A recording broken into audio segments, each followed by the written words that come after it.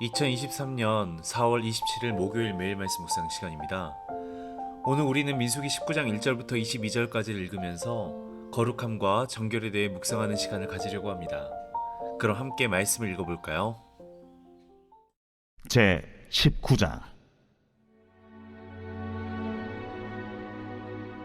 여호와께서 모세와 아론에게 말씀하여 이르시되, 여호와께서 명령하시는 법의 율례를 이제 이르노니 이스라엘 자손에게 일러서 온전하여 흠이 없고 아직 멍에 매지 아니한 붉은 암송아지를 내게로 끌어오게 하고 너는 그것을 제사장 엘라살에게 줄 것이요 그는 그것을 진영 밖으로 끌어내어서 자기 목전에서 잡게 할 것이며 제사장 엘라살은 손가락에 그 피를 찍고 그 피를 해막 앞을 향하여 7번 뿌리고 그 암소를 자기 목전에서 불사르게 하되 그 가죽과 고기와 피와 똥을 불사르게 하고 동시에 제사장은 백향목과 우슬초와 홍색 실을 가져다가 암송아지를 사르는 불 가운데에 던질 것이며 제사장은 자기 옷을 빨고 물로 몸을 씻은 후에 진영에 들어갈 것이라.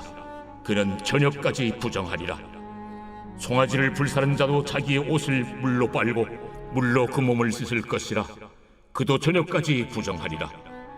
이에 정결한 자가 암송아지의 채를 거두어 진영 밖 정한 곳에 둘지니 이것은 이스라엘 자손 회중을 위하여 간직하였다가 부정을 씻는 물을 위해 간직할지니 그것은 속죄제니라. 암송아지의 채를 거둔 자도 자기 옷을 빨 것이며 저녁까지 부정하리라. 이는 이스라엘 자손과 그 중에 거류하는 외인에게 영원한 율례니라. 사람의 시체를 만진 자는 이래 동안 부정하리니 그는 셋째 날과 일곱째 날에 잿물로 자신을 정결하게 할 것이라. 그리하면 정하려니와 셋째 날과 일곱째 날에 자신을 정결하게 하지 아니하면 그냥 부정하니 누구든지 죽은 사람의 시체를 만지고 자신을 정결하게 하지 아니하는 자는 여호와의 성막을 더럽힘이라. 그가 이스라엘에서 끊어질 것은 정결하게 하는 물을 그에게 뿌리지 아니하므로 깨끗하게 되지 못하고 그 부정함이 그대로 있음이니라. 장막에서 사람이 죽을 때의 법은 이러하니 누구든지 그 장막에 들어가는 자와 그 장막에 있는 자가 이래 동안 부정할 것이며 뚜껑을 열어놓고 덮지 아니한 그릇은 모두 부정하니라. 누구든지 들에서 칼에 죽은 자라 시체나 사람의 뼈나 무덤을 만졌으면 이래 동안 부정하리니 그 부정한 자를 위하여 죄를 깨끗하게 하려고 불사른 재를 가져다가 흐르는 물과 함께 그릇에 담고 정결한 자가 우슬초를 가져다가 그물을 찍어 장막과 그 모든 기구와 거기 있는 사람들에게 뿌리고 또 뼈나 죽임을 당한 자나 시체나 무덤을 만진 자에게 뿌리되 그 정결한 자가 셋째 날과 일곱째 날에 그 부정한 자에게 뿌려서 일곱째 날에 그를 정결하게 할 것이며 그는 자기 옷을 빨고 물로 몸을 씻을 것이라. 저녁이면 정결하리라. 사람이 부정하고도 자신을 정결하게 하지 아니하면 여호와의 성소를 더럽힘이니 그러므로 회중 가운데서 끊어질 것이니라. 그는 정결하게 하는 물로 뿌림을 받지 아니하였은즉 부정하니라. 이는 그들의 영구한 율례니라. 정결하게 하는 물을 뿌린 자는 자기 옷을 빨 것이며 정결하게 하는 물을 만지는 자는 저녁까지 부정할 것이며 부정한 자가 만진 것은 무엇이든지 부정할 것이며 그것을 만지는 자도 저녁까지 부정하리라.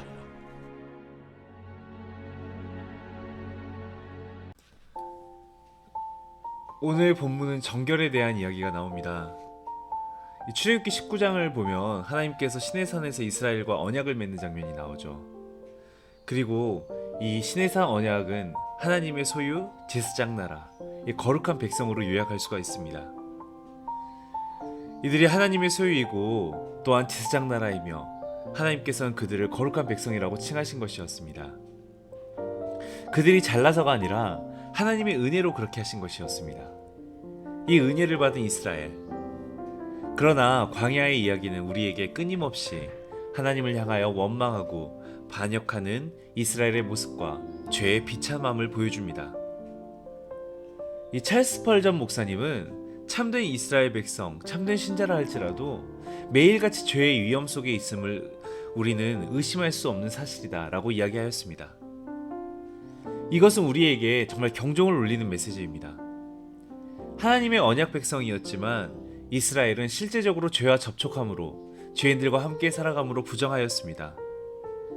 죄의 삭슨 사망인데 이 죄는 이스라엘을 부정하게 하였고 거룩함을 상실하게 하는 결과를 초래한 것입니다. 하나님께서는 이렇게 부정하게 된 이스라엘을 내버려 두지 않으셨습니다. 모세와 아론을 부르시고 그들에게 이스라엘 백성을 정결케 하기 위한 이 정결물에 대한 이야기를 시작하십니다. 오늘 본문의 1절부터 10절은 정결물에 쓰이는 재를 만드는 방법을, 그리고 11절부터 22절은 그 사용법을 이야기하십니다. 실제로 오늘 이 본문에서는 아직까지 멍에 매지 아니한 흠이 없고 붉은 암송아지를 끌어오라고 하시죠. 그리고 그것은 제사장 엘르아살에게 주어 엘르아살이 진영 밖으로 끌고 나가 그것을 잡습니다. 그리고 그 피를 회막 앞으로 향해 7번 뿌린 후에 이 암송아지를 가죽과 고기, 피와 똥을 불사지라고 이야기를 하시죠. 그리고 불 안에 백향목과 우슬초와 홍색실을 던졌습니다. 마지막으로 하나도 아낌없이 모든 것을 다 태운 이 송아지의 재를 거둡니다. 이 재가 무엇일까요? 9절 말씀에 나와 있습니다. 이에 정결한 자가 암송아지의 재를 거두어 진영 밖 정한 곳에 둘지니 이것은 이스라엘 자손 회중을 위하여 간직하였다가 부정을 씻는 물을 위해 간직할지니 그것은 속죄제니라. 바로 이 제가 이스라엘 회중을 향한 속죄제라고 이야기를 하십니다. 하나님께서는 모세와 아론에게 명하신 이런 붉은 암송아지의 제와 정결물을 살펴보며 마음 가운데 깊숙이 다가오는 이 그림이 있습니다. 이 붉은 암송아지의 붉음은 이 피를 상징합니다.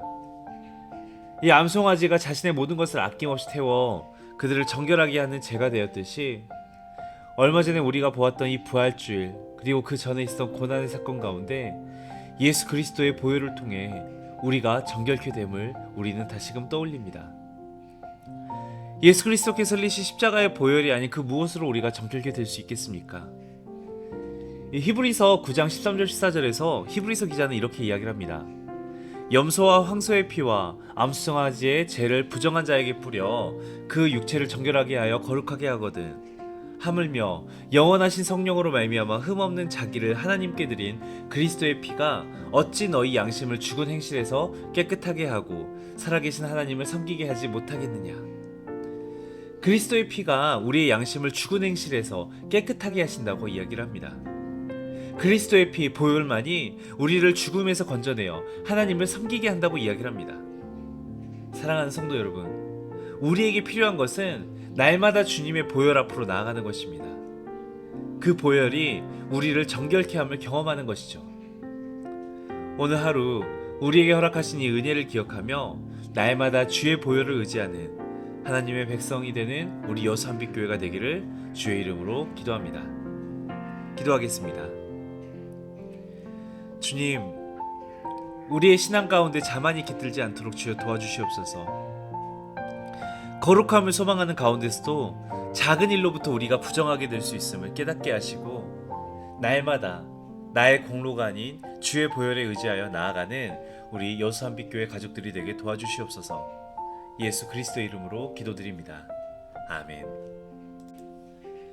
이 시간 우리 함께 기도할 때 매일의 삶 속에서 주의 보혈을 의지하는 거룩한 백성이 되게 해달라고, 또한 나 개인을 넘어서서 우리 대한민국을 위해서도 정말 이 땅의 모든 백성들과 위종자들이 개인의 욕심을 내려놓고 주의 보혈 안에 서로를 섬기고 사랑함으로써 나아가는 이 대한민국이 될 수 있게 해달라고 이 나라를 위해서 또한 기도하겠습니다.